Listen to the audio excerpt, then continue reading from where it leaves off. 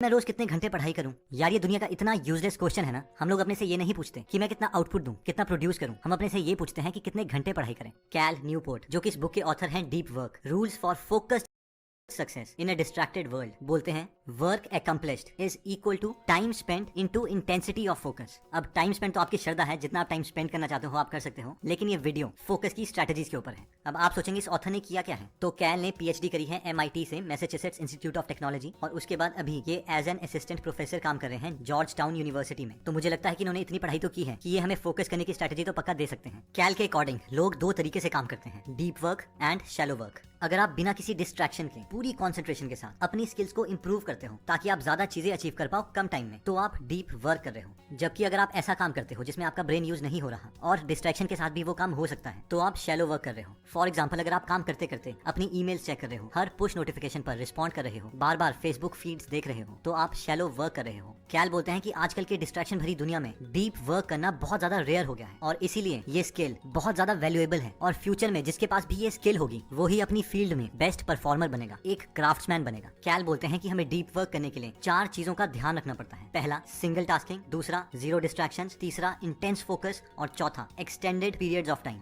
चलिए इन 4 चीजों को थोड़ा डिटेल में देखते हैं। रिसर्च बार बार प्रूव कर चुकी है कि मल्टीटास्किंग से आपकी अटेंशन कम होती है। जब भी आप टास्क ए से टास्क बी में शिफ्ट होते हो तो आपकी अटेंशन काफी टाइम तक पुराने टास्क ए पर ही रहती है, जिसकी वजह से आप टास्क बी पर पूरे तरीके से फोकस नहीं कर पाते। जब भी हम थोड़े टाइम के बाद सोशल मीडिया की नोटिफिकेशंस पर रिस्पॉन्ड करते हैं तो हमें ऊपर से ऐसा लग सकता है कि इससे क्या फर्क पड़ता है, बट एक्चुअल में आपका माइंड प्रोग्राम हो रहा है उस डिस्ट्रैक्शन की क्रेविंग के लिए। कभी आपने देखा है कि नोटिफिकेशन आती भी नहीं है, फिर भी आप खुद फोन उठा के उसे अनलॉक करके फोन में देखने लग जाते हो। ये एग्जाम्पल है आपकी माइंड की प्रोग्रामिंग का। इसके लिए कैल न्यूपोर्ट ने अपनी बुक में एक इंटरेस्टिंग स्टडी के बारे में बताया है। रिसर्चर्स ने पार्टिसिपेंट्स को कुछ पजल सॉल्व करने के लिए दी। इनमें से आधे लोगों को, जिन्होंने अभी पजल सॉल्व नहीं किया था, उन्हें बीच में ही इंटरप्ट कर दिया गया और बोला गया कि आपको हमारे साथ चलना पड़ेगा क्योंकि आपने कुछ इंपॉर्टेंट डिसीजंस लेने हैं, और फिर इनसे लॉजिकल क्वेश्चंस पूछे गए। जबकि दूसरे ग्रुप को पजल कंप्लीटली सॉल्व करने दिया गया और बाद में उनसे सेम क्वेश्चंस पूछे गए। अब आप पूछेंगे इसका रिजल्ट क्या रहा। ऑब्वियसली जो लोग पजल को कंप्लीटली सॉल्व कर चुके थे उन्होंने उस टेस्ट में बेटर परफॉर्म किया दूसरे ग्रुप के कंपैरेटिवली, जिन्हें बीच में ही इंटरप्ट करके बुला लिया गया क्योंकि उनके ब्रेन में पजल से रिलेटेड रेजिड्यू रह गया था, जिसकी वजह से वो उस टेस्ट में परफॉर्म नहीं कर पाए। नेक्स्ट आता है जीरो डिस्ट्रैक्शंस। दोस्तों 2012 में एक रिसर्च की गई थी जिसमें साइकोलॉजिस्ट हॉफमैन और बॉमेस्टर ने 205 लोगों पर स्टडी करी, जिससे ये पता चला कि हम अपने आप को बार बार सोशल साइट्स और ईमेल्स देखने से 50% बार ही रोक सकते हैं। यानी हर 100 नोटिफिकेशंस में से आप 50 तो पक्का ही देखेंगे। अब इमेजिन कीजिए अगर ये सब सच है तो ये तो पक्का शैलो वर्क की रेसिपी है। ऐसे में फोकस करना तो बहुत मुश्किल हो जाता है। हमें नेक्स्ट रिक्वायरमेंट है इंटेंस फोकस की। अगर हम अपनी सारी एनर्जी बिना डिस्ट्रैक्शन के एक सिंगल टास्क पर लगा लेते हैं, एक मैग्नीफायर ग्लास की तरह, तो हम ज्यादा काम कम टाइम में कर सकते हैं। और फाइनली आता है एक्सटेंडेड पीरियड्स ऑफ टाइम, यानी डीप वर्क करने के लिए आपको एक मिनिमम टाइम के लिए उस टास्क को करते रहना है। आप ऐसा नहीं सोच सकते कि आप डीप वर्क 5 मिनट के लिए करेंगे, फिर ब्रेक लेंगे, फिर 5 मिनट के लिए करेंगे। तो एक मिनिमम अमाउंट ऑफ टाइम होना चाहिए। वो बेशक हाफ एन आवर हो सकता है, जो टाइम के साथ साथ उसको 1 आवर, 1.5 आवर्स, 2 आवर्स में आप कन्वर्ट कर सकते हैं। तो अब सवाल ये आता है कि हम समझ गए डीप वर्क के लिए हमें एक टाइम पर एक ही टास्क करना है, बिना डिस्ट्रैक्शन के करना है, पूरी फोकस के साथ करना है और काफी समय तक करना है। लेकिन एक सिंपल सा सवाल है कि हम ये करें कैसे। इसके लिए ऑथर ने 4 रूल्स दिए हैं, जिसमें रूल नंबर 1 आता है वर्क डीपली। कैल बोलते हैं कि अच्छी इंटेंशन से काम नहीं चलेगा। अगर आपको एक्चुअल में डीप वर्क करना है तो आपको अपनी लिमिटेड विल पावर को बहुत सोच विचार के खर्च करना पड़ेगा। डीप वर्क करते समय आपको हर डिस्ट्रैक्शन को अपने से दूर रखना पड़ेगा। अगर आप पढ़ाई कर रहे हैं तो उस वक्त आपके टेबल में ना कोई सेलफोन, ना कोई एक्स्ट्रा पेपर, ना कोई एक्स्ट्रा बुक होनी चाहिए, क्योंकि ये सारी चीजें आपको कहीं ना कहीं डिस्ट्रैक्ट करेगी। इसके लिए ऑथर बोलते हैं कि आप इन 4 फिलॉसफी में से एक फिलॉसफी चूज कर सकते हैं। तो सबसे पहला तरीका आता है मोनेस्टिक अप्रोच, यानी सन्यासी की तरह अपनी हर चीज को त्याग देना जब तक आपको आपका गोल नहीं मिलता, चाहे वो सोशल वेबसाइट हो या फिर फ्रेंड्स। इस फेमस टेक्निक को यूज करके बहुत सारे लोग अपने गोल्स को अचीव कर चुके हैं, जैसे कि J.K. राउलिंग जब 2007 में हैरी पॉटर की फाइनल बुक लिखने जा रही थी तो उन्होंने पूरी की पूरी बुक एक होटल में अपने फ्रेंड्स फैमिली मेंबर से दूर जाके लिखी। वो कहती हैं कि बच्चों का चिल्लाना, टेलीविजन, कुत्तों का भौंकना, ये सब उन्हें बहुत डिस्टर्ब करता था और उन्हें एक आइसोलेशन चाहिए थी। 1974 में बिल गेट्स जब बेसिक का पहला वर्जन लिख रहे थे तो 8 हफ्तों तक वो उसी प्रोग्रामिंग पे काम करते रहे। उनके फ्रेंड्स बताते हैं कि जब वो थक जाते थे तो वो उसी टेबल पर सो जाते थे जिसपे वो काम कर रहे हैं। और को करने का दूसरा तरीका आता है बाय मॉडल अप्रोच।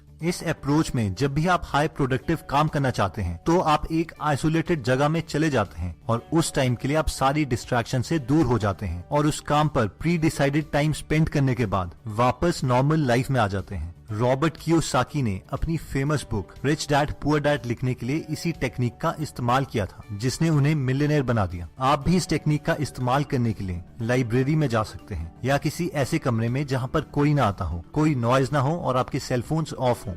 दोस्तों थर्ड टेक्निक आती है रिदमिक अप्रोच। इसमें आप टाइम ब्लॉक्स क्रिएट करते हैं। फॉर एग्जाम्पल 1 घंटे के लिए आप सिर्फ अपना फोकस्ड डीप वर्क करेंगे। उस time no cell phone, no friends, nothing. और उसके बाद 1 घंटा enjoy and again 1 hour work. आप इन टाइम स्लॉट्स के अमाउंट को अपने कंफर्ट के अकॉर्डिंग चूज कर सकते हैं। लास्ट आती है जर्नलिस्टिक अप्रोच। ऐसे लोग जो फुल टाइम जॉब करते हैं और उनके पास डीप वर्क में जाने के लिए एक स्पेसिफिक टाइम नहीं होता, वो इस टेक्निक को यूज कर सकते हैं। ऐसे लोगों को जब भी फ्री टाइम मिलता है वो अपनी सारी डिस्ट्रैक्शंस को ऑफ करके एक हाईली इंटेंस्ड फोकस मोड में चले जाते हैं और पूरे दिन में जितना पॉसिबल हो उतने टाइम स्लॉट्स डेडिकेट करते हैं। डीप वर्क के लिए रूल नंबर 2 आता है एम्ब्रेस बोर्डम। हम में से मैक्सिमम लोग ये सोचते हैं कि वो आसानी से डिस्ट्रैक्शन और कंसंट्रेशन के बीच में स्विचिंग कर सकते हैं, लेकिन ये गलत एटीट्यूड है। एक बार जब आपका ब्रेन वायर हो जाता है डिस्ट्रैक्शन के लिए, तो उसके बाद आपको उसकी क्रेविंग होती है, तलब होती है, और आप हर बार अपनी यूजलेस नोटिफिकेशंस देखते रहेंगे। और अगर नोटिफिकेशन नहीं भी आएगी तो भी आप अपना मोबाइल उठा के उसे देखने लग जाएंगे।